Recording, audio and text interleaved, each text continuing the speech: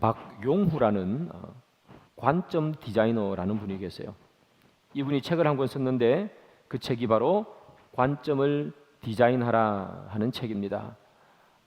바로 보이는 저 책인데요. 이 책에는 이야기 하나가 등장하는데요. 제가 말씀을 드릴게요. 친구가 있었는데요. 그 친구가 어느 날 우리 식당에서 한번 보자 이렇게 이야기하면서 약속을 잡았어요. 그래서 한 친구가 일을 마치고 그 약속했던 식당으로 부지런히 달려갔어요. 차에서 내려서 식당으로 들어가려는데 그 식당 앞에 할머니 한 분이 계신 거예요. 그 할머니가 꽃을 팔고 계셨어요. 그러면서 이렇게 얘기해요. 신사 양반, 꽃 하나만 좀 사주시오. 우리 손녀가 많이 아프다오. 손녀가 아파서 이 꽃을 팔아야지만이 이 손녀의 병원비도 되고 약값도 그렇게 구할 수가 있다오. 힘들지만 이 꽃 한 송이만 제발 사주시오. 그렇게 얘기했어요. 그러니까 그 이야기를 듣던 그 사람이 이 어르신이 너무 측은한 거예요. 할머니가. 그래서 내가 사드려야 되겠다 이렇게 마음을 먹고 꽃을 사주었죠. 꽃을 사들고 그 식당 안으로 친구가 기다리는 곳으로 들어갔어요. 기다리고 있던 친구가 이렇게 보더니만 너 꽃 샀어? 그러는 거예요. 나 꽃 샀어. 할머니 손녀가 많이 아프대. 그러니까 그 기다리고 있던 친구가 이렇게 얘기해요. 야, 할머니 저거 하는 말 다 거짓말이야. 할머니 손녀가 없대. 할머니 꽃 팔려고 거짓말 하는 거래. 그렇게 얘기했어요. 그러니까 이 꽃을 산 그 친구가 진짜? 할머니 손녀가 없어? 없어. 야, 그러면 잘 됐네. 아픈 아이가 없잖아. 그렇게 얘기했대요. 이 이야기가 우리에게 무엇을 들려주는가 하면 같은 사건이라도 어떻게 보느냐에 따라서 생각이 달라지고 행동이 달라진다는 거예요. 관점이 중요하다는 거죠. 그래서 이 저자는 이 책에서 이렇게 얘기합니다. 무엇을 보느냐보다 어떻게 보느냐가 삶을 결정한다. 삶을 결정하는 것은 무엇을 보느냐가 아니고 어떻게 보느냐. 그거에 따라서 내 삶이, 내 인생이 결정되는 거예요. 어떻게 보느냐에 따라서 내 삶이, 내 행동이 어떻게 행할지 결정되는 거예요. 성경에는 많은 이야기들과 많은 인물들이 등장해요. 많은 이야기와 많은 인물들을 딱 두 개로 나누면 이렇게 나눌 수 있어요. 무엇을 보느냐에 집중하는 사람과 어떻게 보느냐에 집중하는 사람이에요. 무엇을 보느냐는 내 눈으로 보는 것을 말해요. 이것을 보느냐, 저것을 보느냐. 그런데 어떻게 보느냐는 무엇을 보느냐가 아니라 어떻게 보느냐가 아니라 어떻게 해석을 하느냐. 그래서 무엇을 보느냐 하는 것은 눈에 보이는 대로 보는 것, 그것에 집중하는 거지만 어떻게 보느냐 하는 것은 보이는 대로 보는 것이 아니라 그것을 해석하는 힘을 말합니다. 내 앞에 펼쳐진 상황과 내 앞에 놓여져 있는 많은 환경들, 일들을, 내가 만나는 일들을 어떻게 해석하느냐가 우리 인생의 삶을 결정하는 거예요. 좀 전에 말씀드린 것처럼 성경에는 그렇게 두 부류로 구분할 수가 있어요. 여러분, 노아는 마른 하늘의 산꼭대기에서 방주를 지었어요. 많은 사람들이 노아를 보면서 비웃고 있죠. 그 많은 사람들은 노아를 보면서 비웃었던 이유는 뭐냐면 그들은 무엇을 보느냐에 집중했던 사람이죠. 보이는 대로 보는 거예요. 그러니까 저 산꼭대기에서 배를 만들고 있는 이 노아가 이해가 안 되는 거죠. 보는 대로 보니까. 배를 만들려면 어디서 만들어야 됩니까? 물가에서 만들어야 되죠. 그래서 띄울 수 있는 거 아니겠어요? 그런데 저 산꼭대기에 배를 만들고 있으니 이해가 안 되는 거죠. 또 그 당시에는 비가 없었어요, 여러분. 비라는 게 뭔지 모르던 시대이기 때문에 배를 만든다는 것 자체가 이상한 거예요. 그런데 여러분, 이 노아는 무엇을 보느냐에 집중하는 것이 아니라 어떻게 보느냐에 집중했어요. 해석했다는 말이에요. 그러니까 산꼭대기에 방주를 짓는 거죠. 하나님께서 나에게 말씀하셨다는 거예요. 저 산꼭대기에 짓는 것이 어리석은 행동이 아니라 그걸 해석하는 거예요. 하나님께서 나에게 지으라고 하셨기 때문에, 이유가 있기 때문에, 목적이 있기 때문에 하나님께서 말씀하셨다는, 해석하는 거죠. 짓는 거예요. 그래서 여러분, 무엇을 보느냐에 집중하는가, 그리고 해석하는 사람에 집중하는가, 이 차이가 어떻게 나는 거예요? 나중에 비가 내렸을 때, 40일간 비가 내렸을 때 무엇을 보느냐에 집중하는 사람은 다 물에 빠졌죠. 그러나 그것을 해석하는 사람은 어떻게 돼요? 사는 거예요. 기적이에요, 기적. 다른 사람 다 물에 빠지는 인생이지만 그것을 해석하다 보니까 기적을 경험하고 주의 놀라운 역사를 경험하는 거예요. 사랑하는 여러분, 우리는 어떻게 살아야 되는가? 우리는 보이는 대로 보고 살아야 하는 인생인가? 아니면 그것을 해석하며 살아가야 되는 인생인가? 그뿐만 아니죠. 다윗과 골리앗 사건은요, 이것을 극명하게 보여주는 사건이에요. 골리앗이 여기 있어요. 골리앗을 상대로 해서 다윗과 사울은 완전히 다른 태도를 보이죠. 사울의 군대는 어디에 집중합니까? 무엇을 보느냐에 집중하는 거예요. 그래서 사울의 군대는 늘 보이는 대로 보는 거죠. 그래서 뭘 봐요? 골리앗의 파워를 보는 거죠. 힘, 그의 무기, 그의 신장, 키, 보이는 대로 보는 거죠. 그래서 보이는 대로 보니까 어떻게 하는가? 도망가고 피하는 거죠. 그런데 보이는 대로 보이는 인생이 아니라 그걸 해석해요. 다윗은 어떻게 해석합니까? 골리앗의 파워를 보는 것이 아니라 골리앗을 이렇게 보는 거예요. 하나님의 이름을 망령되이 일컫는 자. 그렇게 보는 거예요. 그래서 관점을 다르게 보고 보이는 대로 보는 것이 아니라 그 상황을 해석하는 거예요. 감히 만군의 여호와 하나님의 이름을 더럽히라니. 여러분, 서로 다르게 보니까 내용도 달라지고 행동도 달라져요. 보이는 대로 보면 어떻게 해요? 도망가고 피해버렸어요. 무서웠어요. 그러나 그 상황을 해석하니까 도망가고 피하는 것이 아니라 함께 싸워서 이기는 거예요. 여러분, 세상은 늘 그렇습니다. 세상은 늘 우리에게 불안하고 어려움을 줍니다. 사울의 군대처럼, 사울의 군대가 골리앗을 보는 것처럼 늘 두려워요. 왜 두려운가? 우리가 가지고 있는 것이 다 사라질까 봐. 내가 가지고 있는 건강이 날아갈까 봐. 어느 순간에 내가 가지고 있는, 내가 움직이고 있는 이 회사, 내가 다니고 있는 이 직장 어떻게 될지 모르니까 늘 불안하고 초조해요. 근데 사랑하는 여러분, 우리가 내 눈으로 그냥 보면 늘 불안하고 초조할 수밖에 없는 거죠. 언제 없어질까? 언제 사라질까? 그러나 내 눈으로 보는 것이 아니라 그 상황을 해석하면, 비록 나에게 힘든 순간, 어려운 순간, 골리앗 같은 장애물이 내 앞에 있더라도 그것을 해석하면 우리는 승리하는 거예요. 성경에 보면 다 그런 이야기들이에요. 우리가 해석하지 못하면 다 실패합니다. 대표적인 예가 롯이겠죠. 선택하라. 롯은 소돔과 고모라를 선택했어요. 왜 소돔과 고모라를 선택합니까? 보이는 대로 선택한 거예요. 제일 아름다워 보였어요. 아마 여기 있는 저와 여러분들도 롯이었으면 다 그 땅 선택했을 거예요. 제일 비옥한 땅이었으니까. 농사를 지으면 제일 잘 자랄 수 있을 만한 땅이었으니까. 주위에 물도 흘렀으니까. 그러나 롯은 보이는 대로 봤던 사람이지 어떻게 보느냐에 관심이 없던 사람이죠. 해석하신 것이 부족했어요.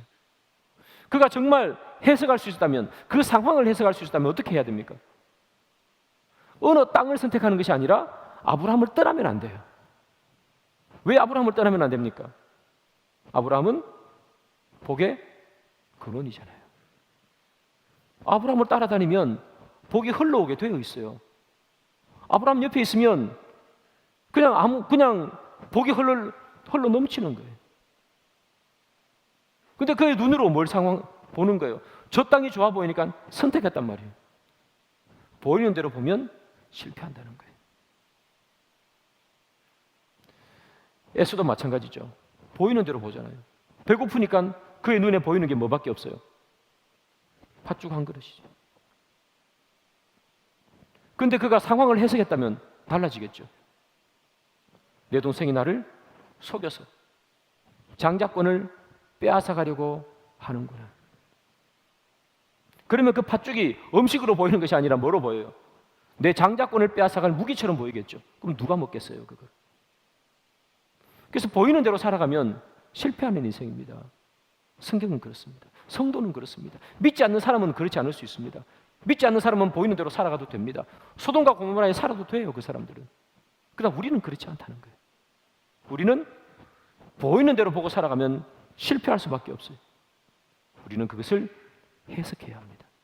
하나님께서 왜 나에게 이런 상황을 주셨는가?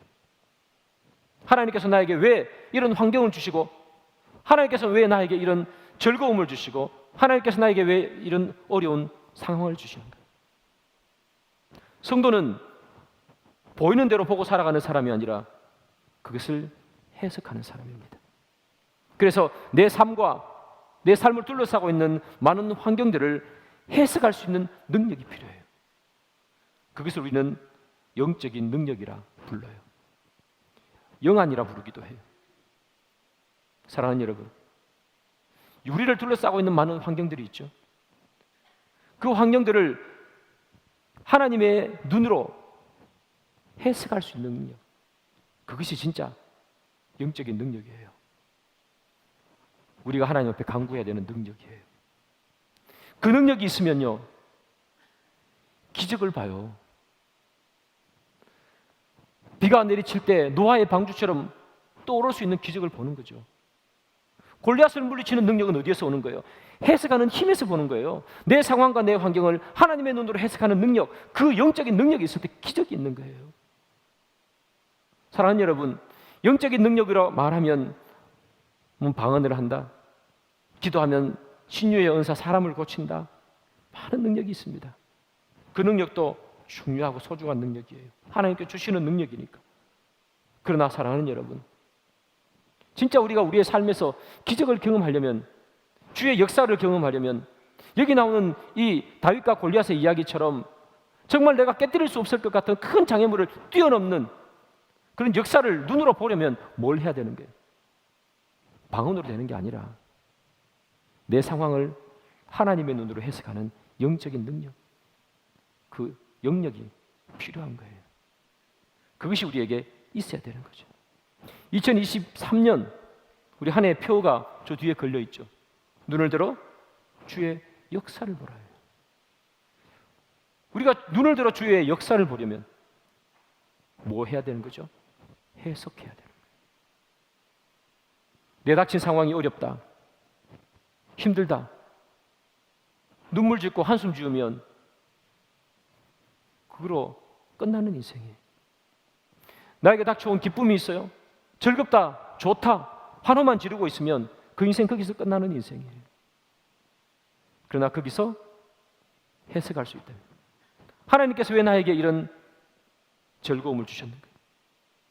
하나님께서 왜 나를 이렇게 부하게 만드셨는가? 하나님께서 왜 나의 사업을 잘 되게 만드셨는가? 하나님께서 왜 나를 이렇게 힘들게 만드셨는가? 왜 하는 일마다 안 되게 만드셨는가? 그것을 해석할 수 있다면, 아무리 큰 장애물이 있어도 우리는 그것을 뛰어넘는 주의 역사를 보는 거죠. 그 사랑하는 여러분, 2023년 올 한 해 동안에는 여러분들이 이런 능력을 가지기를 소망해요. 내 닥쳐진 상황을 그냥 바라보는 은혜가 아니라 그것을 역사로, 주의 역사로 바꾸는 은혜, 눈을 들어 주의 역사를 바라보는 은혜, 나에게 닥쳐진 상황들을 해석할 수 있는 힘, 그런 힘들을 가지는 여러분들이 되기를 소망합니다. 좀 전에 말씀드린 것처럼 2023년 한 해의 표가 눈을 들어 주의 역사를 보라입니다. 이 말은 엘리사가 그의 사환에게 했던 말이에요. 눈을 들어 주의 역사를 보라. 여러분, 주의 역사를 보는 것, 주님께서 우리 가운데 오셔서 우리 가운데 모든 것을 해결해 주시는 그 역사를 보는 것은 무엇을 해야 됩니까? 눈을 들 때 가능하다는 거예요. 눈을 들 때. 눈을 들으라 하는 말은 무슨 말이에요? 해석하란 말이에요. 하늘을 쳐다보라는 이야기죠.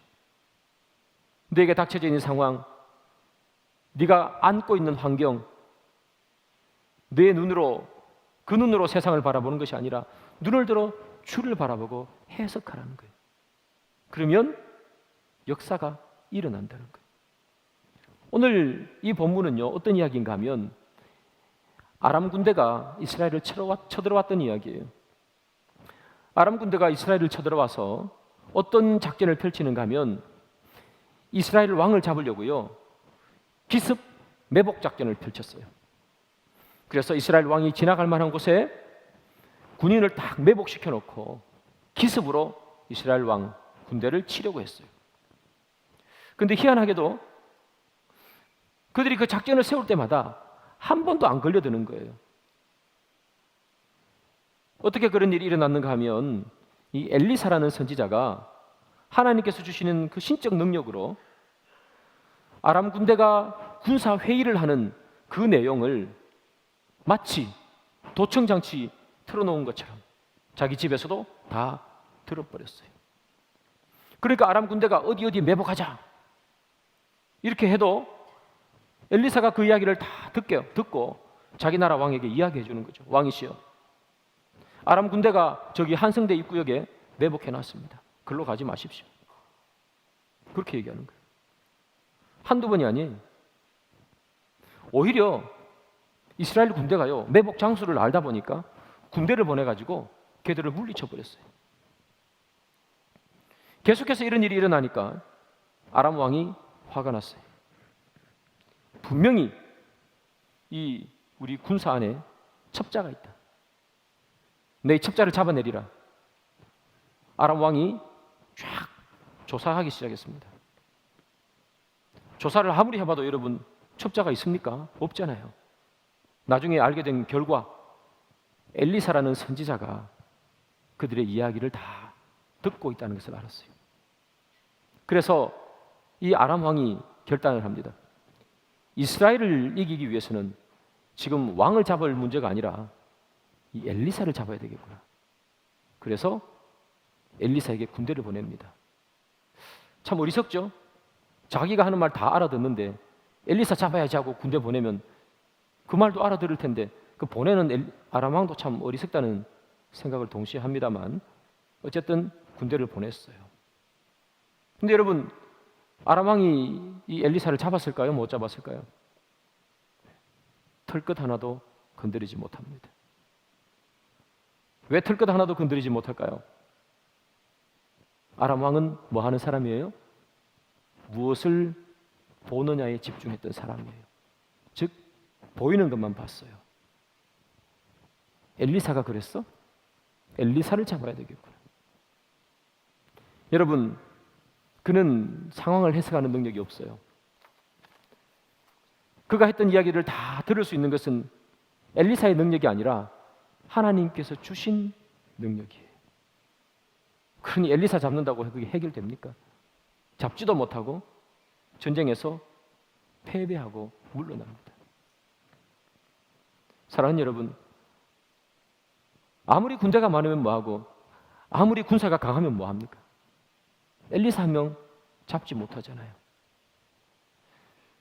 세상을 보는 사람은 하늘을 보는 사람을 이기지 못해요. 사랑하는 여러분, 승리하고 싶습니까? 세상을 보면 늘 우리는 잡히고 맙니다. 우리가 왜 세상에 늘 잡히고 살아갑니까?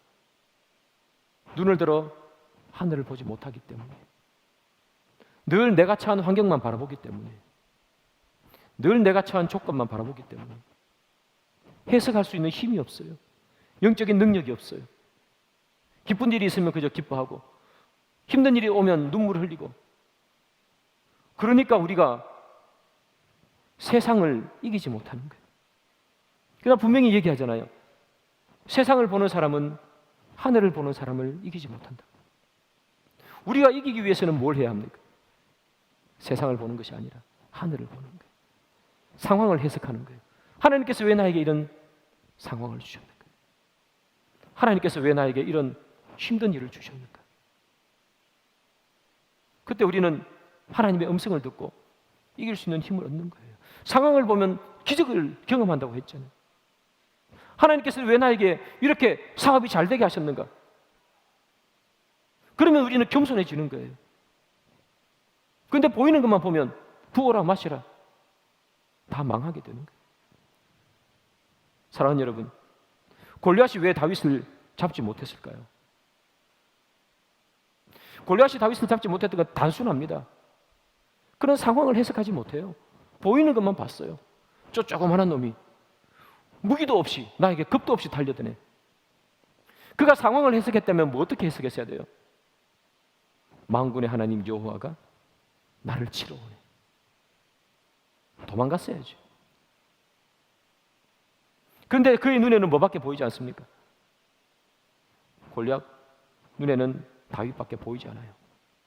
그러니까 한 주먹거리도 안 되는 것. 그러다가 작은 조약돌에 맞고 죽는 거죠. 사랑하는 여러분, 우리는 무엇을 보고 살아가는 사람입니까? 아니면 어떻게 보며 살아가는 사람입니까? 여러분들은 여러분들에게 닥친 많은 상황들을 그저 닥친 상황들만 봅니까? 아니면 하나님께서 왜 나에게라고 질문하며 여러분들에게 닥친 상황을 해석하며 살아가십니까? 내 눈앞에 있는 것을 바라보면 우리는 순간 기뻐하고 순간 슬퍼할 수밖에 없습니다. 그러나 하나님께서 왜 나에게라는 질문으로 나에게 닥친 모든 상황을 해석하면 비록 우리 앞에 꽉꽉 막힌 어려움이 있을지라도 하나님께서 해결해 주시는 것이고, 나에게 그렇게 기쁨이 있을지라도 교만하지 않고 주님 앞에 겸손할 수 있게 되는 거죠. 오늘 본문에 이 아람 왕 보이는 것만 봤다는 거예요. 그러나 그래서 그는 전쟁에서 실패합니다. 사랑하는 여러분, 여기 계신 우리 모두는 보이는 것만 보지 않기를 바랍니다. 여러분들의 앞에 어려움이 있습니까? 보이는 것만 보지 마십시오. 여러분 앞에 역경이 있습니까? 보이는 것만 보지 마세요. 보이는 것만 보면 얼마나 힘든 인생을 살아가야 합니까? 노아가 보이는 것만 봤다면, 사람들이 그를 비웃는 모습만 봤다면 어찌 방주를 지을 수 있었겠습니까? 다윗이 골리앗만 봤다면 어떻게 앞으로 달려나갈 수 있었겠습니까? 보이는 것만 보면 기적을 경험하지 못해요. 하나님의 축복을 경험하지 못해요. 보이는 것이 아니라 하나님께서 왜 나에게 그 상황을 해석하고 주의 눈으로 그 상황을 바라보면 기적도 있는 것이고 주의 영광도 있는 것이고 주의 축복도 경험하는 우리가 될 줄 믿습니다. 오늘 본문을 보면요, 아람 왕 말고요, 보이는 대로 보는 사람 한 명 더 있어요. 누군가 하면 엘리사의 사환이에요. 이 사환이 자고 일어나서 아침에 일어나 밖을 나가보니까 깜짝 놀랐어요. 밤까지도 아무도 없었는데 도단이라는 그 성읍을 군사가 뺑뺑 둘러싸고 있는 거예요. 개미새끼 한 마리 나가지 못할 만큼 많은 군사와 많은 마병들이 지키고 있어요. 깜짝 놀랐어요. 성경은 이렇게 얘기해요. 두려웠다. 엘리사의 사원이 두려웠어요. 두렵지 않겠습니까? 그러면서 그의 입에는 이런 탄식이 흘러나와요. 어찌 하오리까? 어찌 하오리까? 방법이 없단 말이죠. 이거 도대체 어떻게 해야 되나? 방법이 없다. 우리는 삶을 살다 보면 방법이 없을 때를 경험해요. 방법이 없을 것 같은 일들이 찾아와요. 너무나 그 일이 커서 내가 할 수 있는 것이 아무것도 없을 때가 있어요. 그때 우리는 이렇게 이야기하죠. 어떻게 해야 되지? 우리 하나님께 그렇게 기도하죠. 하나님 어떻게 해야 합니까? 하나님 내가 잘 모르겠습니다. 어찌하오리까?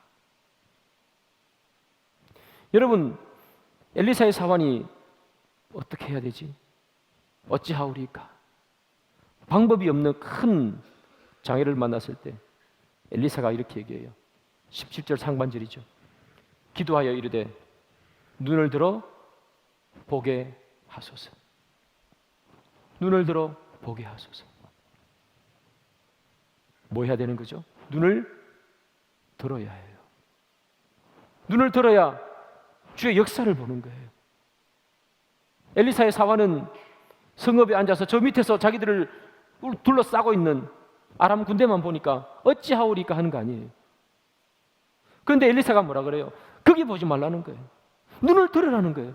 보이는 것 보지 말고 눈을 들어라. 하나님의 영광을 보라. 눈을 드니까 뭐가 보여요? 불말과 불병거가 보이는 거예요. 아람 군대보다 훨씬 많은 불말과 불병거가 그들을 둘러싸고 있는 걸 눈을 드니까 보이는 거예요, 여러분. 눈을 들 때 우리는 기적을 보는 거예요. 눈을 볼 때 문제가 해결되는 겁니다. 우리가 둘러싸고 있는 그 문제만 바라본다고 해서 절대로 문제가 해결되지 않습니다.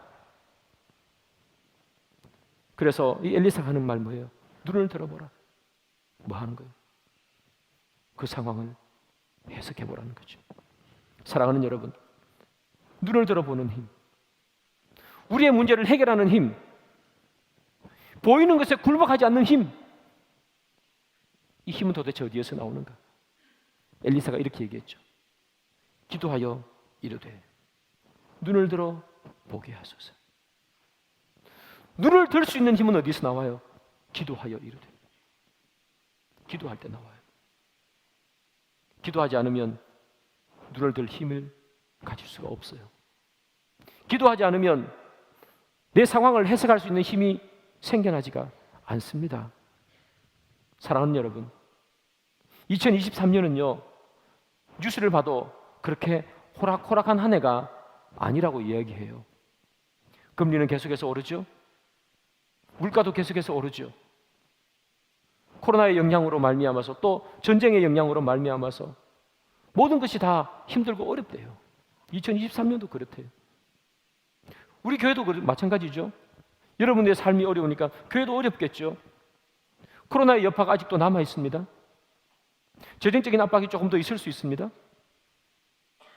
사랑하는 여러분, 여러분들의 삶도 우리의 교회도 어찌하오리까?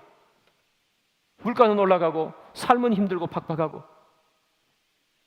어찌하오리까? 그것만 바라보면 여러분, 우리는 늘 한숨 쉴 수밖에 없어요. 그러나 우리는 세상을 바라보는 사람, 보이는 것을 보는 사람이 아니라 하늘을 바라보는 사람이잖아요. 눈을 드는 사람이잖아요. 우리가 눈을 들면 하나님께서 이 위기를 뭘로 바꿔주시는 거예요? 기회로 바꾸시는 거예요. 사랑하는 여러분, 어찌하오리까? 이 말을 하나님 감사합니다로 바꿀 수 있는 것은 다른 게 아니에요. 눈을 들 때 그게 가능한 거예요. 계속해서 눈을 내려보면서 아람 군대가 둘러싸고 있는 그 병거와 마병만 본다면 우리는 입에서 어찌할까요? 어찌할까요? 하나님 어찌할까요? 밖에 할 말이 없어요. 그러나 우리가 아래를 바라본 것을 그치고 눈을 들면 그때 비로소 해결책이 보이고 그때 비로소 이겨낼 수 있는 방도가 보이는 거죠. 엘리사가 하는 말이 뭐예요? 눈을 들어 그 어려운 상황, 힘든 상황을 이기기를 소망합니다. 그때 엘리사가 눈을 들 때 뭐라 그랬다고요? 기도하여 이르되. 사랑하는 여러분, 주의 역사를 보려면 눈을 들어야 해요. 그런데 눈을 들기 위해서 뭐 해야 돼요? 기도해야 돼요. 기도에 힘이 없으면 눈을 들 수가 없어요. 오늘 설교의 제목이 눈을 들어 주의 역사를 보라예요. 여러분 주보에 있죠? 주보 눈을 들어 주의 역사를 보라 밑에 라틴어가 하나 쓰여 있어요. 그게 뭐냐 하면 아드 폰테스라는 말이에요. 아드 폰테스. 기본으로 돌아가라. 성경으로 돌아가라. 종교개혁자들이 외친 말이에요. 기본으로 돌아가라. 어떻게 하면 주의 역사를 볼 수 있을까? 나를 둘러싸고 우리를 둘러싸고 있는 이 답답한 환경, 아람 군대가 도단성을 둘러싸고 있는 같은 그 답답한 환경을 어떻게 하면 이겨낼 수 있을까? 아드 폰테스, 기본으로 돌아갈 때 주의 역사를 보는 거죠. 우리 신앙의 기본이 뭐예요? 말씀과 예배와 기도예요. 사랑하는 여러분, 기본으로 돌아가지 않으면 주의 역사를 볼 수가 없어요. 특별한 것을 뭘 한다고 해서 주의 역사가 일어나는 게 아닙니다. 우리 신앙 가운데 제일 어려운 게 뭔지 아세요? 기본으로 돌아가는 게 제일 어려워요. 늘 말씀 읽고 늘 기도하고, 이게 제일 어려운 거예요. 일주일 동안 특별 새벽 기도회 하는 거 쉽습니다. 여러분, 마음만 먹으면 일주일 왜 새벽에 못 나와요? 마음을 안 먹으니까 못 나올 뿐이에요. 마음을 먹으면 다 나옵니다. 그런데 진짜 어려운 것은 기본으로 돌아가는 거예요. 예배를 소중히 여기는 것, 새벽 제단을 주님 앞에 쌓고 금요일날 주님 앞에 나와서 기도하는 것, 이게 어려운 거예요. 여러분, 주의 역사는 특별한 일을 할 때 나타나는 것이 아니라 아드 폰테스, 우리가 해야 하는 기본을 할 때, 그때 주의 역사가 일어나고 주의 은혜가 우리에게 임하는 거죠. 사랑하는 여러분, 여러분의 인생에 기적이 필요합니까? 묶인 것이 풀리기를 소원하십니까? 주의 역사를 보기를 원하십니까? 그렇다면 여러분, 기본으로 돌아가시기 바랍니다. 여러분들이 하셨던 그 기본, 주님 앞에 기도하는 삶, 말씀을 읽는 삶, 그리고 기도하는 삶, 예배를 드리는 삶, 그 삶이 있을 때 우리에게는 소망이 있고, 그 삶이 있을 때 우리는 눈을 들 수가 있고, 그때 주의 역사를 보게 되는 것이겠죠. 오늘 말씀을 마무리하기에 앞서서 오늘 본문 바로 앞에 나오는 짤막한 이야기를 하나 소개해주고 말씀을 마치겠습니다. 오늘 본문 바로 앞에는 여러분들이 잘 아는 이야기가 한편 소개돼요. 엘리사를 따라다니던 그의 제자 중에 한 명이 도끼질을 하고 있었어요.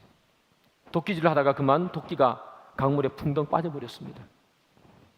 그 당시에 도끼는 상당히 고가의 물건이었습니다. 왜냐하면 철이 흔하지 않은 시대였기 때문이죠. 그런데 보니까 자기 것도 아니에요. 빌려온 거예요. 남의 물건 이렇게 쓰다가 그만 손에서 빠져서 강물에 빠져버렸습니다. 그러니까 도끼가 가라앉았겠죠. 어찌하오리까? 어찌하오리까? 그 제자의 말이에요. 여러분, 그때 그 옆에 있던 이 엘리사가 나무 가지를 베어서 그 강에 던졌어요. 그러니까 도끼가 또 올랐어요. 은도끼, 금도끼 얘기 같은데요. 도끼가 또 올랐어요. 놀라운 일이죠. 기적이 일어났어요. 여러분, 저는 이렇게 생각합니다. 복음이 무엇인가? 복음이란 무엇인가? 복음이란 가라앉은 것도 떠오르게 하는 것이 복음이 아닌가? 우리가 가라앉아 있었던 사람이었어요. 죄로 지옥에 떨어질 수밖에 없는 우리를 들어서 하늘 위로 올리는 것, 그게 뭐예요? 복음이에요. 복음은 여러분, 가라앉았던 것도 띄우는 게 복음이에요. 우리의 좌절과 우리의 실망과 우리의 한숨도 복음이 임하면 다 기쁨으로 떠올라요. 여러분, 성경에 많은 사람들을 보십시오.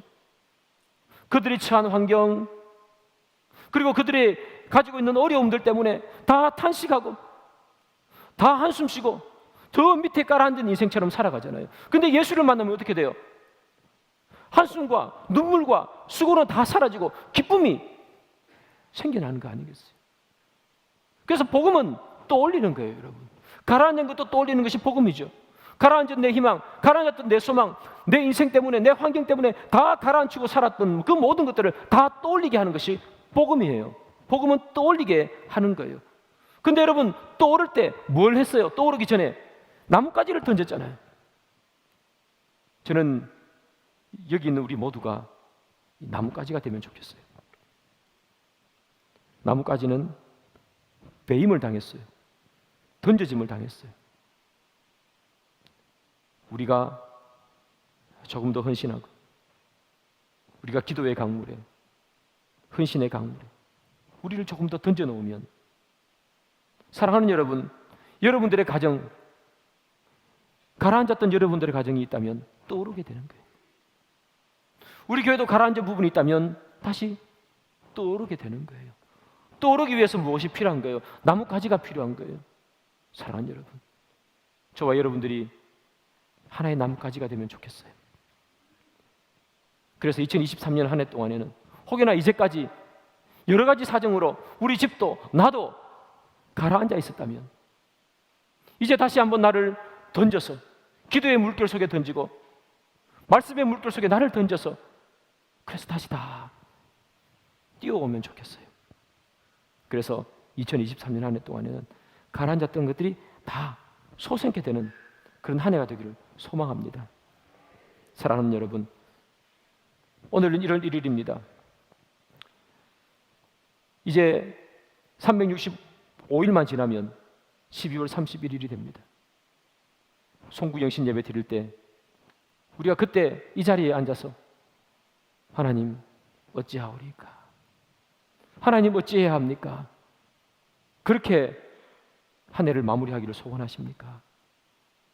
아니면 가라앉았던 모든 것들이 다 떠오르는 기쁨만 안고 한 해를 마무리하기를 소원하십니까? 그 누구도 어찌하오리까로 한 해를 마무리하기를 원하는 사람은 우리 가운데 아무도 없을 것입니다. 가라앉아 있던 것들, 그 모든 것들이 다 떠오르는 축복을 경험하며 한 해를 마치기를 소망하시겠죠.